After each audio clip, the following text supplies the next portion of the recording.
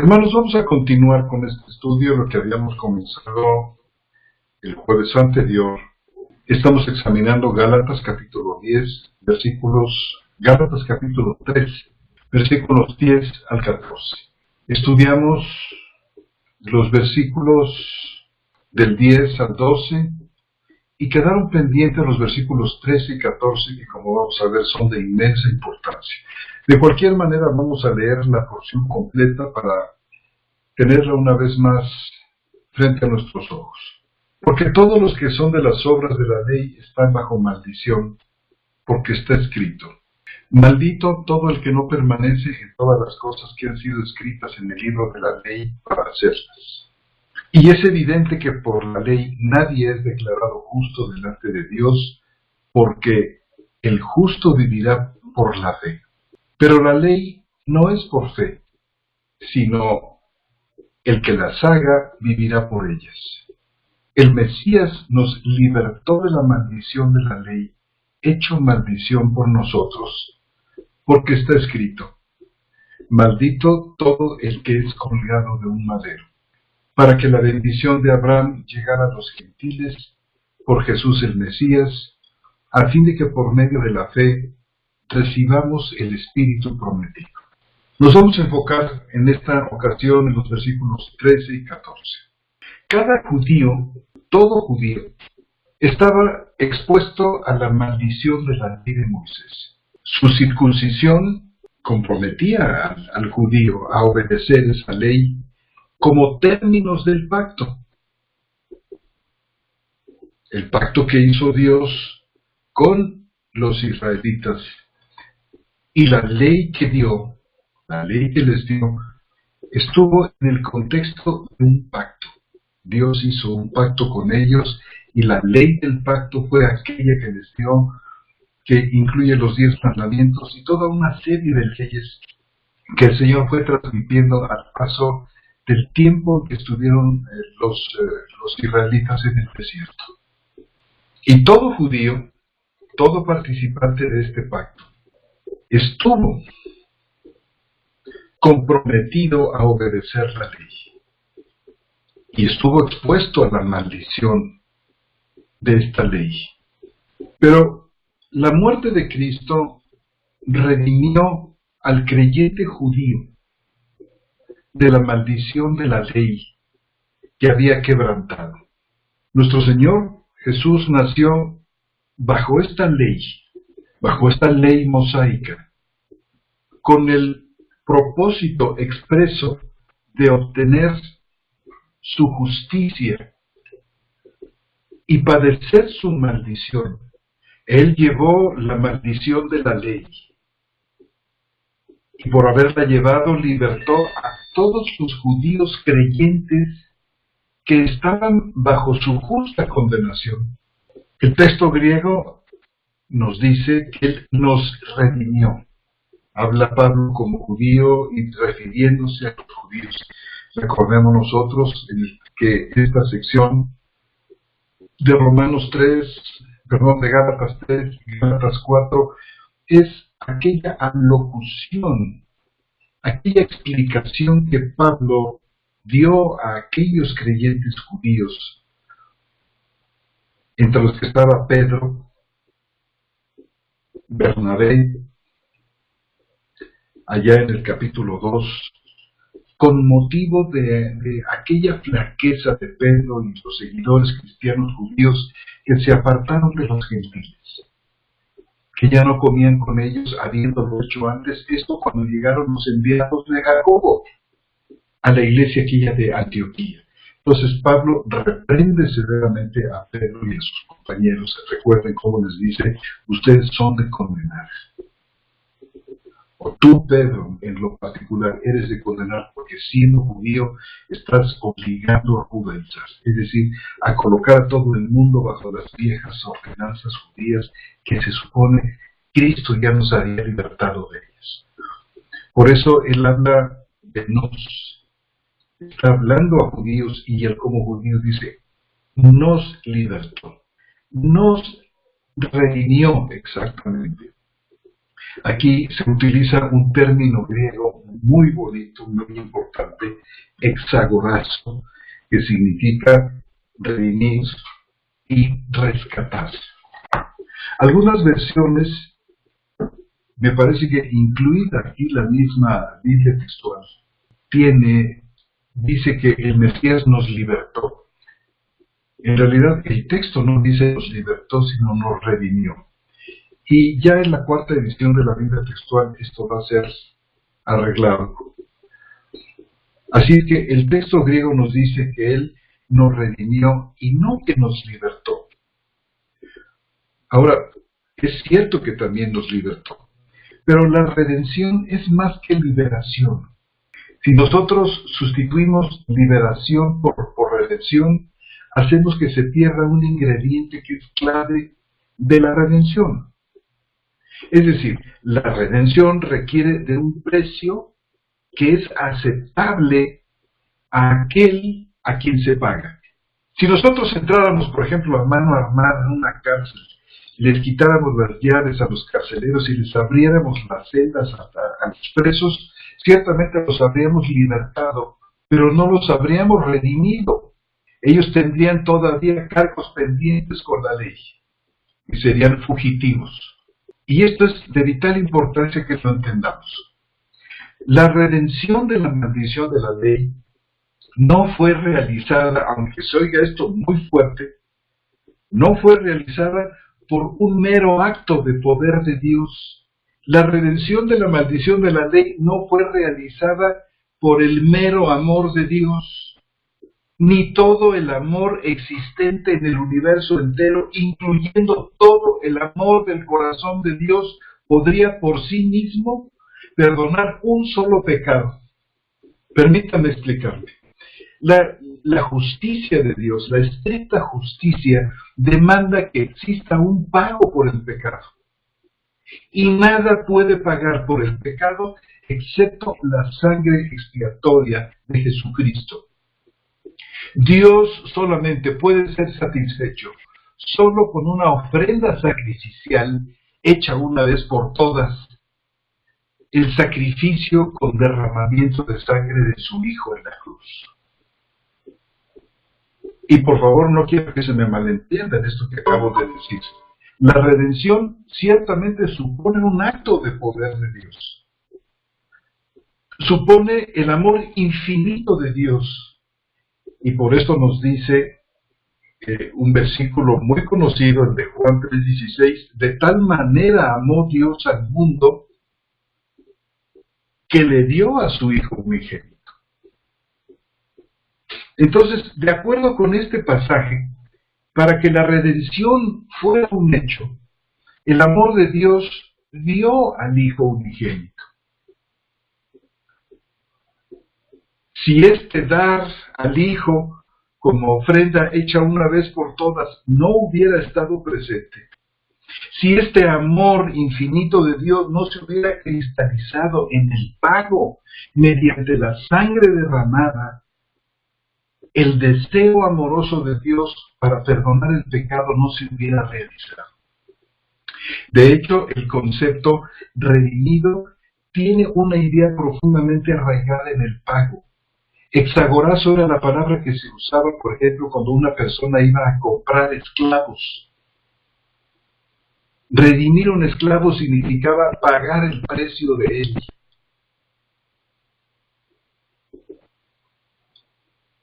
Entonces Pablo cita otro pasaje de la Escritura para probar su punto. Leemos nosotros allí en el versículo 13, el Mesías nos libertó de la maldición de la ley, hecho por nosotros maldición. Porque está escrito, maldito todo el que es colgado de un madero. Y a veces se pregunta, bueno, ¿por qué Pablo habrá citado este versículo aquí? Y para entender este pasaje, debemos nosotros entender algunos hechos con respecto a maldito todo el que es colgado en un madero. Tenemos nosotros que ir a las páginas del Antiguo Testamento y ahí nos encontramos que en el antiguo Israel, cuando una persona cometía un crimen capital, era sentenciado a muerte y su cuerpo era colgado en un árbol en un lugar público. Y también si vamos nosotros al libro de Josué en el capítulo 8 o en el capítulo 10, podemos nosotros ver cómo los israelitas colgaban los cuerpos muertos de los reyes no israelitas, que eran derrotados en batalla. Y se los trataba a ambos, a los reyes o a los delincuentes colgados de esta manera, para mostrarle a todos los que pasaban delante de ellos que la persona que había muerto estaba bajo la maldición de Dios. Ahora, notemos esto. Nuestro Señor no fue maldito porque murió en una cruz, sino que Él murió en una cruz para mostrar que estaba siendo maldecido por Dios. Quiero repetir este concepto una vez más. Nuestro Señor no fue maldito por el hecho de haber muerto crucificado en la cruz, sino que Él murió en una cruz para mostrar que estaba siendo maldecido por Dios. Padecer la muerte de la cruz era la prueba de que estaba sufriendo la muerte de un enemigo de Dios. Y esta era precisamente la gran piedra de tropiezo para los judíos. Y no cabe duda de que ellos se preguntaban, bueno, pero ¿cómo es posible que Jesús sea el Mesías cuando murió bajo la maldición de Dios? Y otra pregunta que seguro se hicieron, bueno, ¿cómo puede el ungido de Dios ser un enemigo de Dios?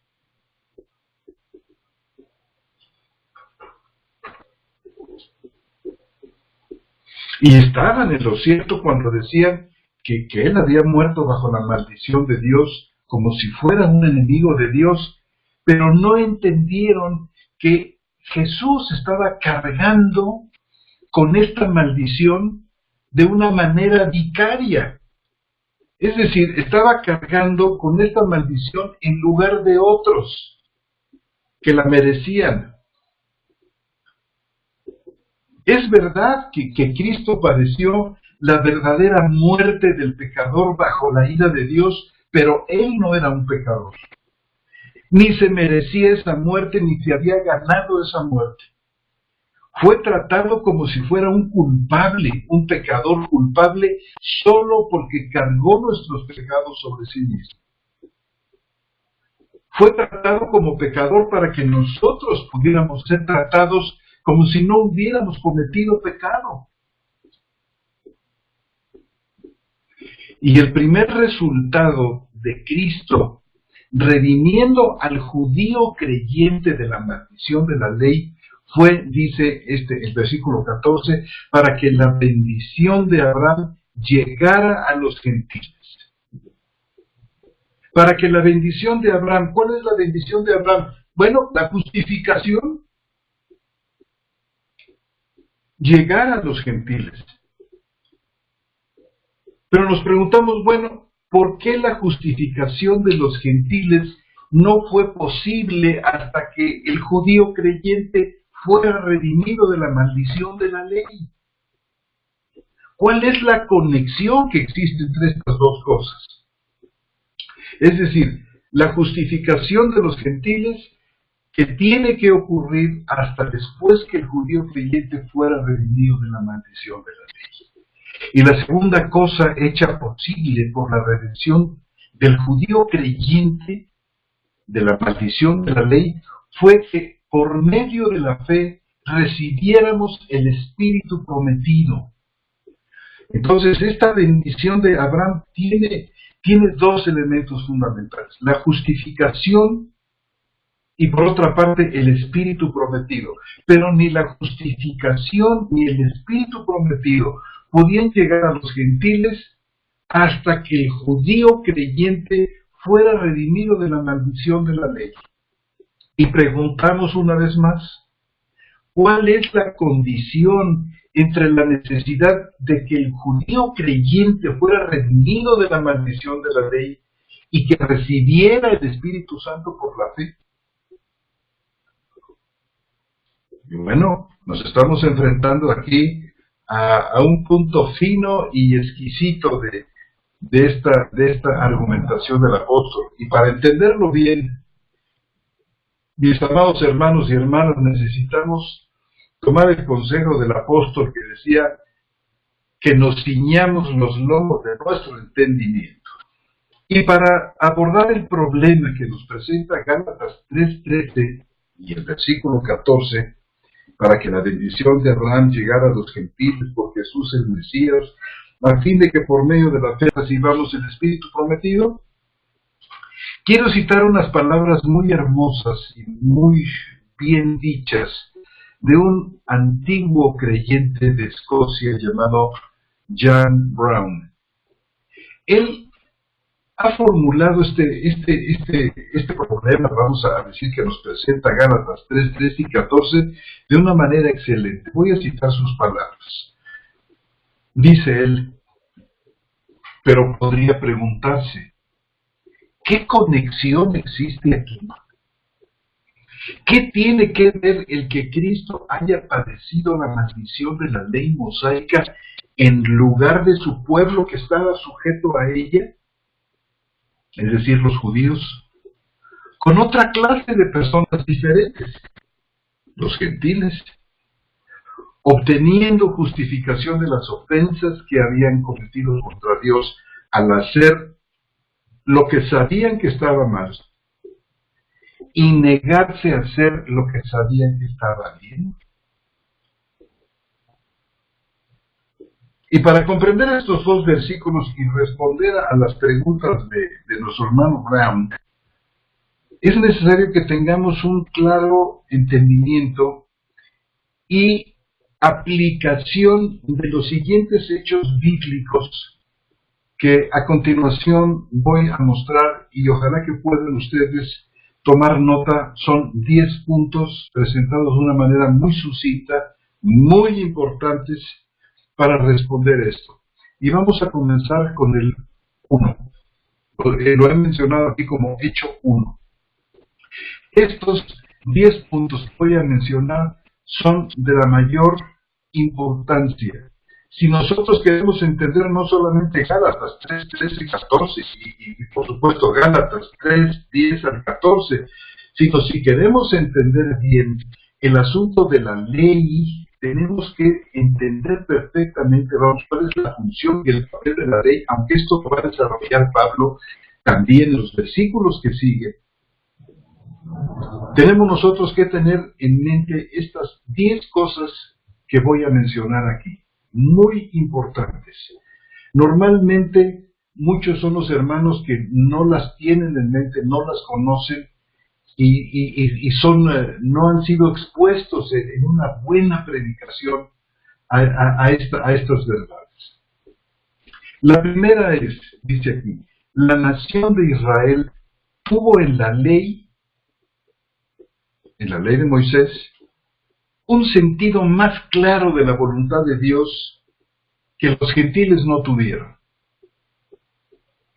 Recordamos nosotros que el Señor imprimió de una manera maravillosa en todos los seres humanos un principio, una serie de principios morales que algunos han llamado la ley natural, que Pablo menciona en el capítulo 2 de Romanos como la obra de la ley escrita en el corazón. No dice que la ley escrita en el corazón, sino algunas cosas de la ley escritas en el corazón para que los hombres las practicaran, todos los hombres de este planeta.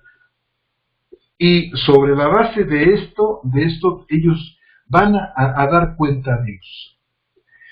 Pero aparte de esto que estuvo impreso en los corazones de todos los hombres, bueno, la nación de Israel, cuando recibió la ley del Sinaí, tuvo con esta ley un sentido más claro de la voluntad de Dios, algo que los gentiles no tuvieron. Ningún gentil fue invitado a participar en ese pacto, sino solamente las 12 tribus de Israel. Aunque había gentiles allí, algunos gentiles que salieron de Egipto, que se escaparon junto con los judíos, Dios no hizo pacto con todos ellos, sino solamente con las 12 tribus de Israel. Un pacto en el que se establecieron condiciones, se establecieron sanciones, y cuya ley fue lo que hoy conocemos como Torah.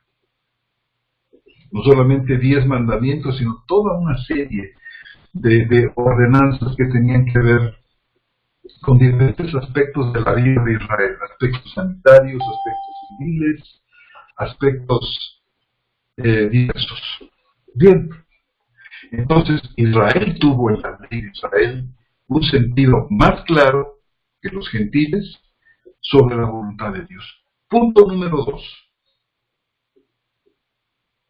La nación de Israel y todos los judíos que formaban parte de esta nación de Israel, en virtud de estar bajo la ley,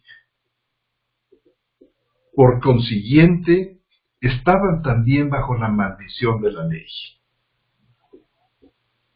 Muy importante que volvamos a oír el estudio de la vez anterior, porque allí explicamos este punto en detalle. Hecho número 3. Los gentiles no estuvieron bajo la ley de Moisés. Bajo la ley, entendiendo por ella la ley de Moisés o el viejo pacto. Y por lo tanto los gentiles no estuvieron bajo la maldición de la ley. La maldición de la ley es la consecuencia inevitable de quebrantar las leyes reveladas bajo las que vive una persona.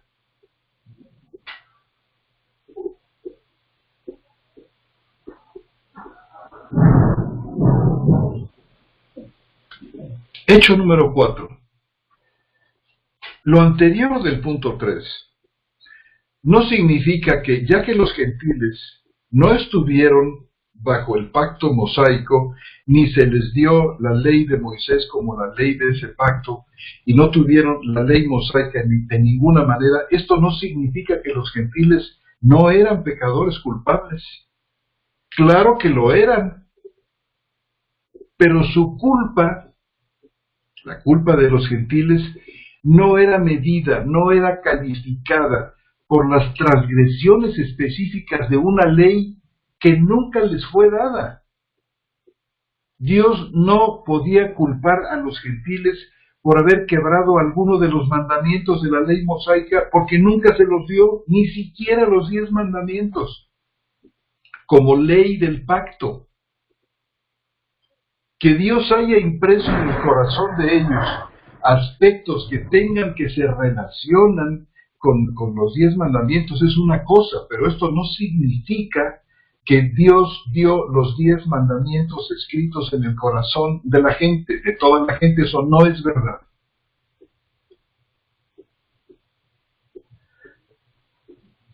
Entonces, la culpa, el hecho de que un gentil fuera encontrado pecador culpable, no lo era porque había transgredido mandamientos específicos de una ley que nunca recibieron y que nunca les fue dada.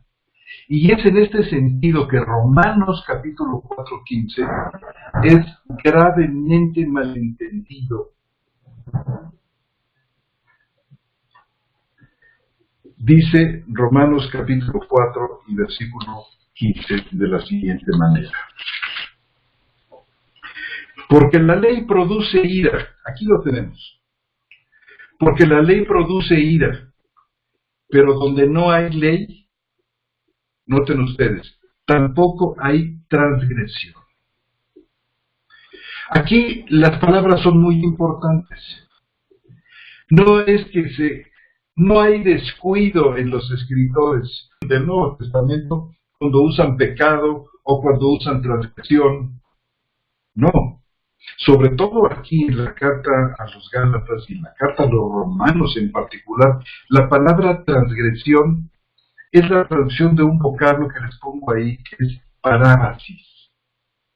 Parábasis es la palabra que traduce un acto en contra de la ley de Dios, de la ley, en este caso de la ley mosaica.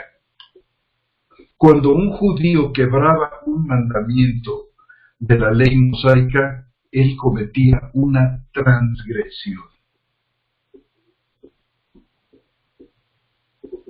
Y este versículo de Romanos 15 muy a menudo es citado equivocadamente, especialmente por los teólogos del pacto,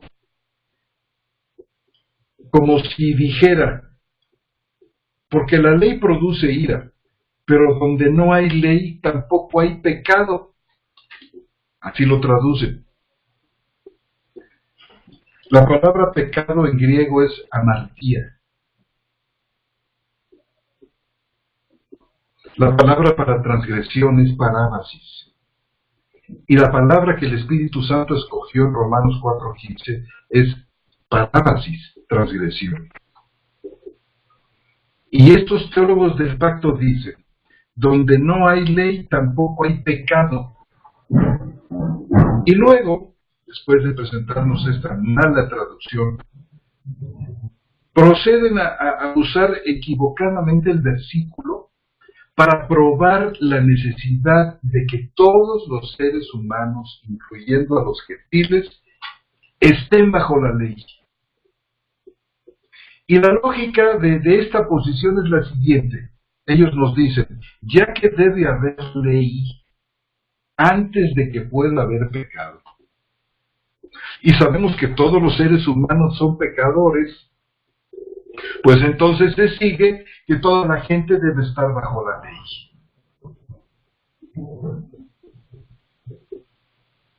Y en este caso ellos hablan de los 10 mandamientos de la ley de Moisés, lo que llaman ellos ley moral, aunque la Biblia en ninguna parte se refiere a los 10 mandamientos como ley moral. Es una invención, queriéndola distinguir del resto de la ley, queriéndola separar de un cuerpo de ley que es una perfecta unidad completa. Ahora, Pablo no está diciendo que tiene que haber ley para que exista el pecado. Algo así como si dijera, no ley, no pecado. Lo que está diciendo el apóstol es que el pecado no puede ser contado como transgresión de la ley a menos que conozca esta ley. Y miren ustedes, todos los habitantes del mundo, aparte de Noé y de su familia, fueron juzgados como pecadores culpables que merecían la muerte y murieron, de hecho, en el diluvio, mucho antes de que la ley fuera dada a Moisés en el Sinaí.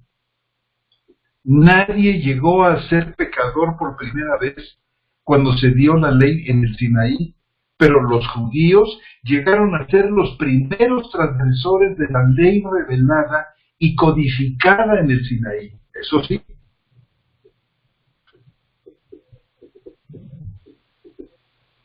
Y pasamos al hecho número 5. El propósito principal de la ley de Moisés, el cual era el viejo pacto, fue revelar el pecado y hacer que los que estaban bajo él se sintieran culpables. La ley no causó el pecado, pero sí trajo a la superficie, sacó a la luz el pecado que ya estaba en los corazones de la gente. Este era el propósito principal de la ley. Hacer que el pecado pasara a un primer plano y causara una culpa terrible en toda la gente que estaba bajo la ley. Esta fue la función de la ley. Escúchenme bien, este fue el propósito de la ley.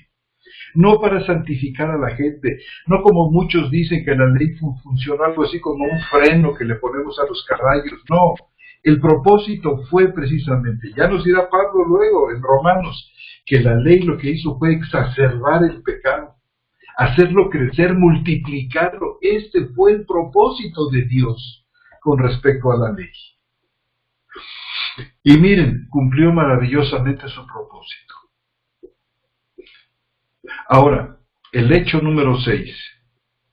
La ley del pacto que Dios dio en el Sinaí no solo separó a los pecadores de Dios, sino que también separó a Israel de las demás naciones. Y por designio de Dios, la ley creó una pared intermedia de separación que no solo separó de Dios a todos los que estaban bajo ella, sino que también separó a Israel como nación escogida por Dios del resto de los gentiles. A los judíos no se les permitía ni siquiera comer con los gentiles, ni visitarlos en sus casas, y con mucha dificultad los saludaban. Ahora pasemos al hecho número 7. Mientras esta pared intermedia de separación estuviera vigente, estuviera en vigor, no había posibilidad de que los gentiles se reconciliaran con Dios, ni se reconciliaran con los judíos, a no ser que ellos se convirtieran al judaísmo. No podía haber ningún tipo de comunión entre judíos y gentiles mientras la pared intermedia de separación estuviera en pie.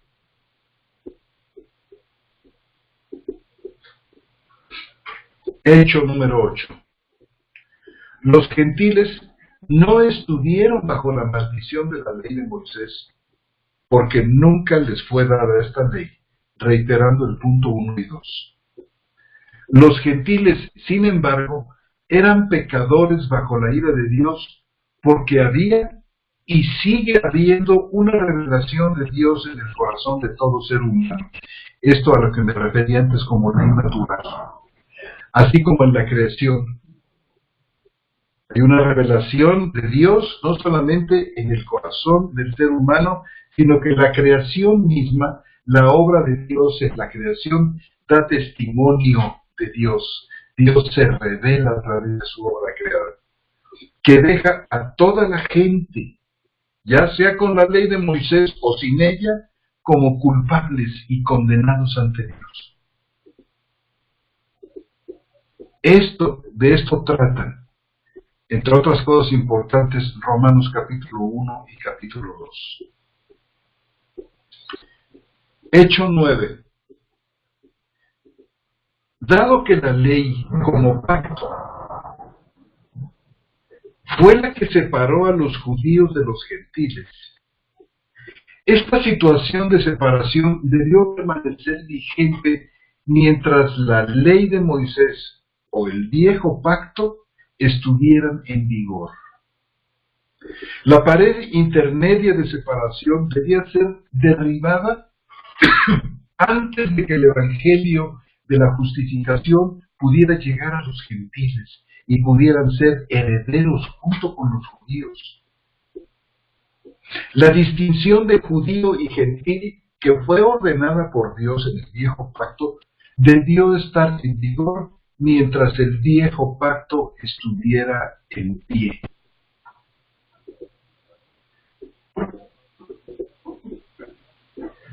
Es decir, que para que nosotros recibamos la bendición de Abraham, la justificación por la fe, y recibamos el Espíritu Santo, y exista la verdadera posibilidad de una reconciliación profunda con Dios y una reconciliación con los judíos, el viejo pacto debe dejar de ser.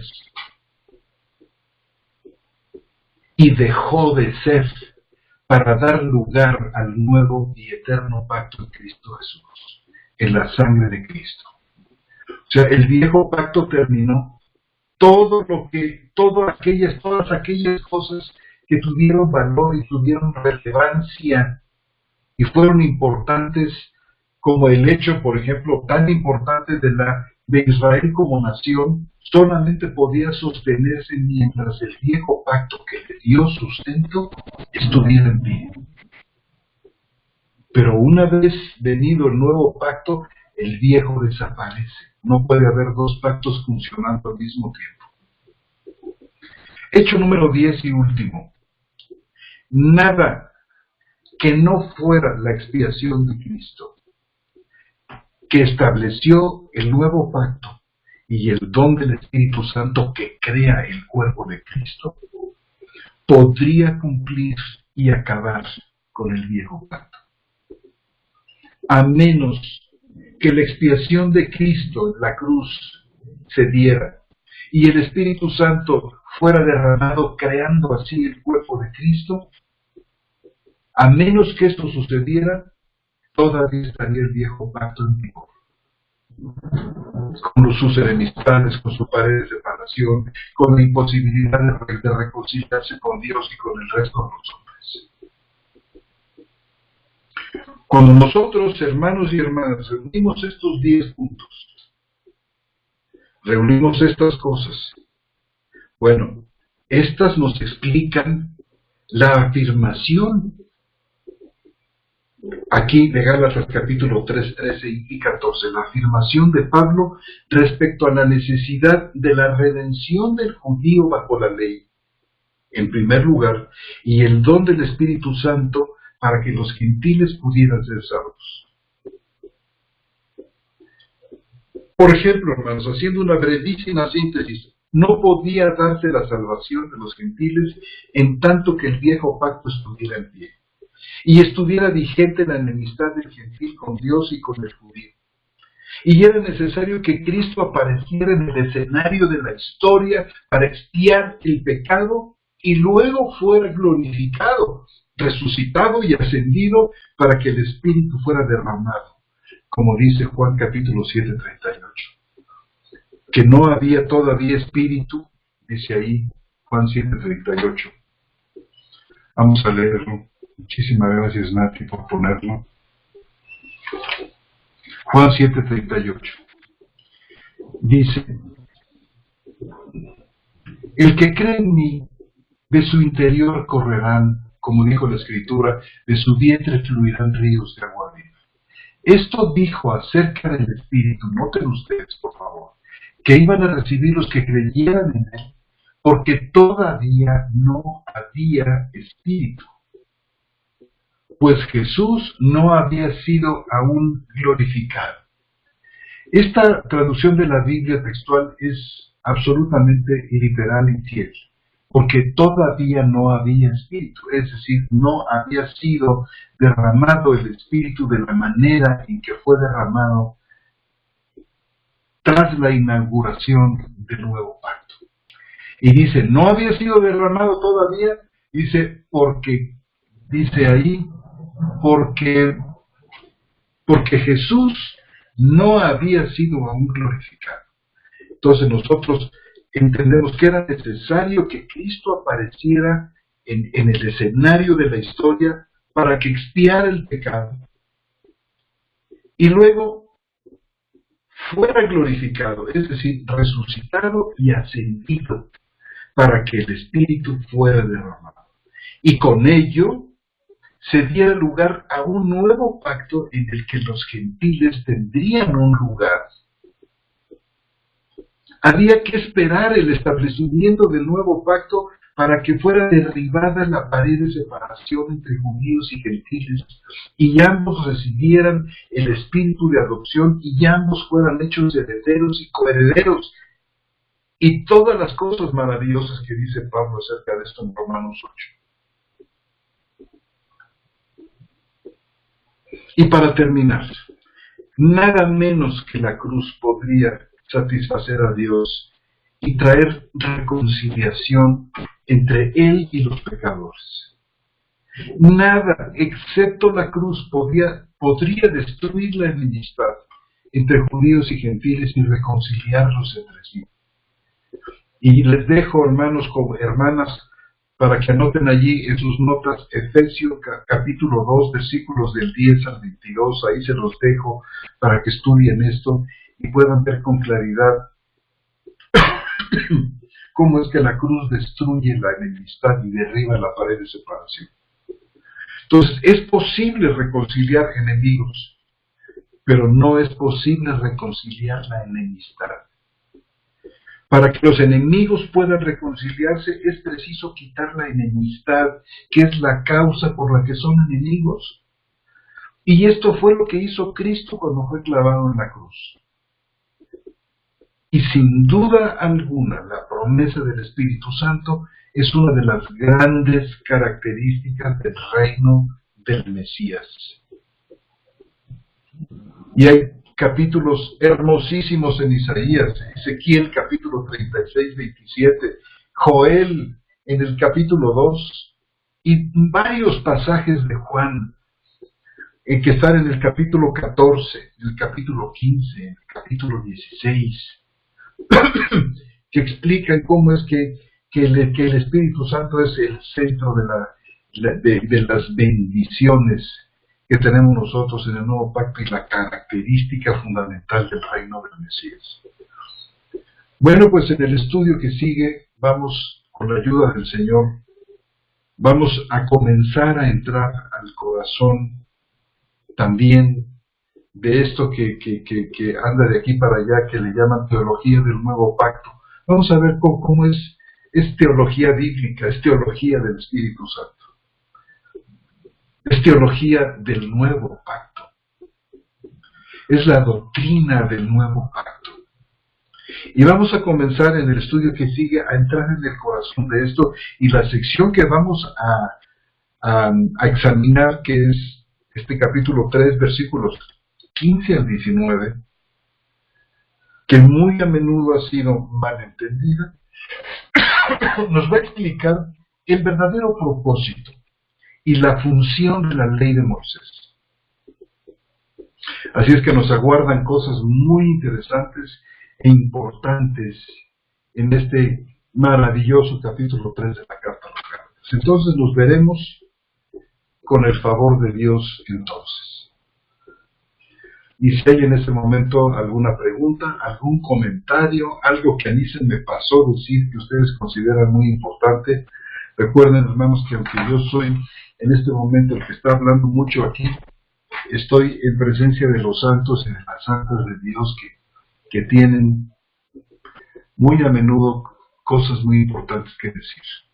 Así es que les cedo la palabra con mucho gusto. Y gracias por estar presentes esta noche. Agradecemos mucho la presencia de todos nuestros hermanos y hermanas esta noche y confiamos en que nos acompañen para la siguiente vez. Les recomiendo mucho que lean el capítulo 3 de Gálatas completo. Ojalá pudieran leer los capítulos 2 al 5 completos y toda clase de cosas que Dios ponga en su corazón, comentarios, preguntas. Por favor, tráiganlos hermanos aquí y bendíganos a todos con su participación. Así es que un fuerte abrazo y que el Señor les acompañe, que tu Mateo, Nati, esté bien. Vamos a orar por él con todo nuestro corazón.